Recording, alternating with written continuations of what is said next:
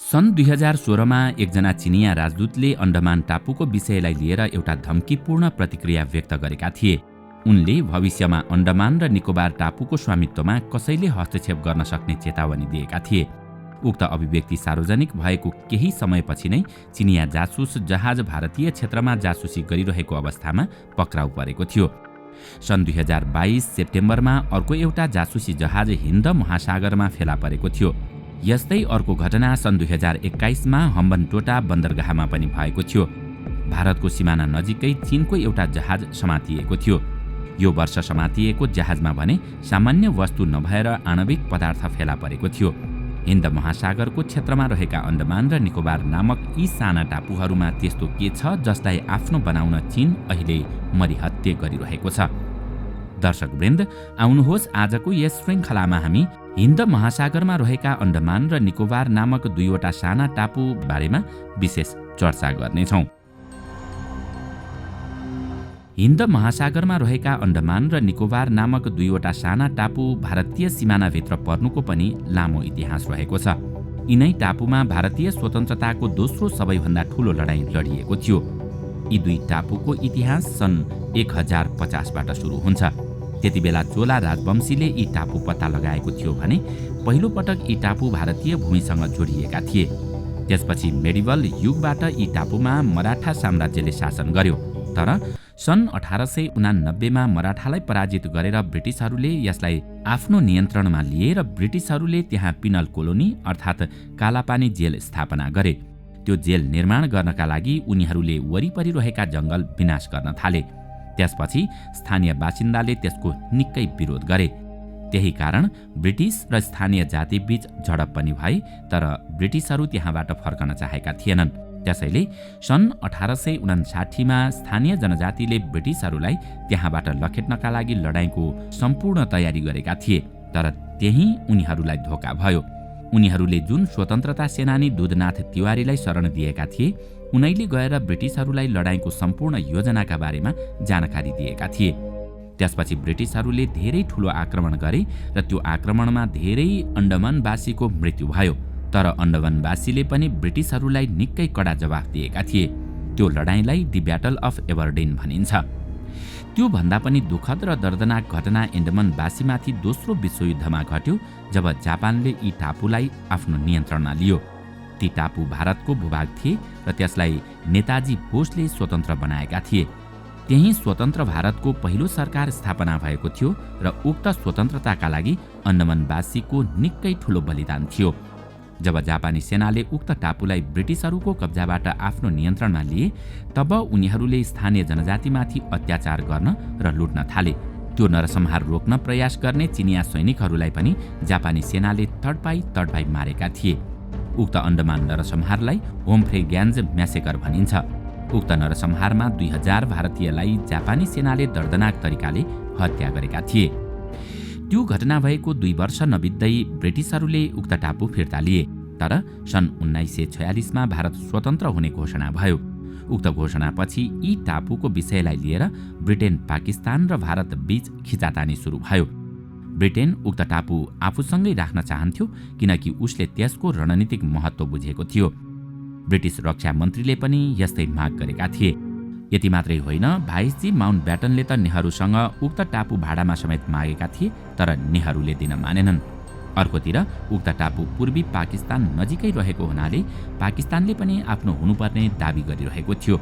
त्यसको जवाफमा नेहरूले यी टापुको सम्पूर्ण जनसङ्ख्या गैर मुस्लिम भएकाले भारतकै भूभागमा हुनुपर्ने जिकिर गरे। त्यो मुद्दा लिएर पाकिस्तान बेलायती प्रधानमन्त्री चर्चिल समक्ष पनि पुगेको थियो। उनले पाकिस्तानलाई समर्थन पनि गरेका थिए।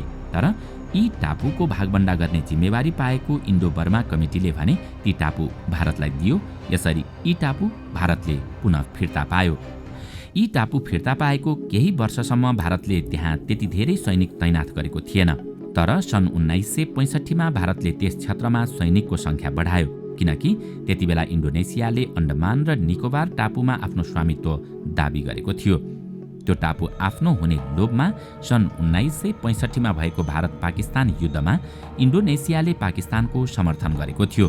त्यतिबेला इन्डोनेसियाले 2वटा सबमरिन र 2वटा मिसाइल बोट भारतसँग लड्नका लागि पाकिस्तानतर्फ पठाएको थियो, तर त्यतिबेलासम्म युद्ध रोकिसकेको थियो। यति दुर्गममा रहेको यी टापुमा त्यस्तो के छ जसका कारण सबैले त्यसमाथि आँखा गाडेका छन्? यसका कैयौं कारणहरू छन्। इन्डोनेसिया र मलेसियाको बीचमा एउटा साँघुरो पानीको भूभाग छ जसलाई मलाका स्ट्रेट भनिन्छ।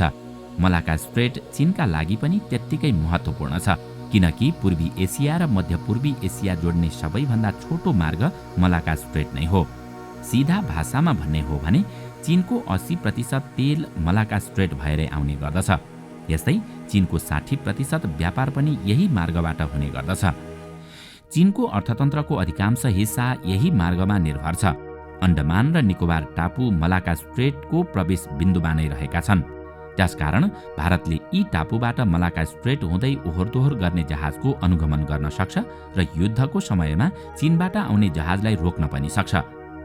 भारतीय र चिनिया सैनिक जब गलवानमा युद्ध लडिरहेका थिए, तर अन्डमान र निकोबारमा भारतीय नेभी उच्च सतर्कता साथ बसेको थियो। स्थिति अझै गम्भीर हुँदै गएको भए भारत मलाका स्ट्रेट ब्लक गर्ने तयारीमा बसेको थियो। भारतीय एकजना उच्च सैनिक अधिकारीले भारत चीन बीच अर्को द्वन्द्व बङ्गालको खाडीमा नै हुने भविष्यवाणी नै गरेका छन्। अमेरिकी नेभीका एक उच्च अधिकारीले के भविष्यवाणी गरेका छन् भने जसले हिन्द महासागरलाई नियन्त्रणमा राख्न सक्छ उसैले एसियालाई आफ्नो दबावमा राख्न सक्छ। अन्डमान र निकोबार टापु पूर्वी एसिया र समुद्री किनारामा रहेका देशलाई जोड्ने महत्त्वपूर्ण भूमि हो। हुन त क्षेत्रफलको हिसाबले अन्डमान र निकोबार टापु भारतको कुल क्षेत्रफलको 0.2% मात्रै हो, तर यसले भारतको आर्थिक क्षेत्रको 30% हिस्सा ओगट्छ। अन्डमान र निकोबार टापुको 80% क्षेत्रफल वन जङ्गलले ढाकेको छ। यति मात्रै नभएर अन्डमान आकर्षक पर्यटकीय क्षेत्र पनि हो। भारतको अर्थतन्त्रका लागि यो क्षेत्र निकै महत्त्वपूर्ण छ। आज भारतले दिन प्रतिदिन हिन्द महासागरमा आफ्नो प्रभाव बढाउँदै लगेको छ। यता चीनले पनि भारतलाई लक्षित गर्दै हिन्द महासागरमा स्ट्रिङ अफ पर्ल्स अर्थात् मोतीको माला आकारको सुरक्षा संयन्त्र बनाउने अभियान सुरु गरेको छ। चीनले यस क्षेत्रमा यसरी आफ्नो सबमरिन आधार इलाका निर्माण गरेको छ कि लाग्छ उसले भारतलाई मोतीको माला लगाइदिएको छ। सन् 2022 नोभेम्बरमा चीनले हिन्द महासागर क्षेत्रका देशहरूको बैठक बोलाएको थियो। उक्त बैठकमा अस्ट्रेलियादेखि अफ्रिकासम्मका 19 देश सहभागी थिए, तर उक्त बैठकमा भारतलाई भने निम्ता गरिएको थिएन। त्यति मात्रै होइन, चीनले डेब्ट ट्र्याप अर्थात् ऋणको जाल रणनीति पनि बिछ्याएको छ। अन्डमान र निकोबारमा चीनले आँखा गाड्न थालेपछि भारतले पनि हालसालै त्यस क्षेत्रमा आफ्ना स्थल, जल र हवाई सेनाको युद्ध अभ्यास गरेको छ। पहिलो पटक भारतका 3वटै सैन्य दस्ताले एकसाथ सैन्य अभ्यास गरेका थिए। रमाइलो कुरा त के छ भने अन्डमान र निकोबारका गभर्नर पनि सैन्य पृष्ठभूमिकै हुन्। यसका साथै भारत क्वाड एलायन्सको पनि सदस्य हो र उसले त्यस क्षेत्रमा नेभीको गतिविधि अनुगमन गर्न साउन्ड सर्भेलेन्स सिस्टम जडान गरेको छ।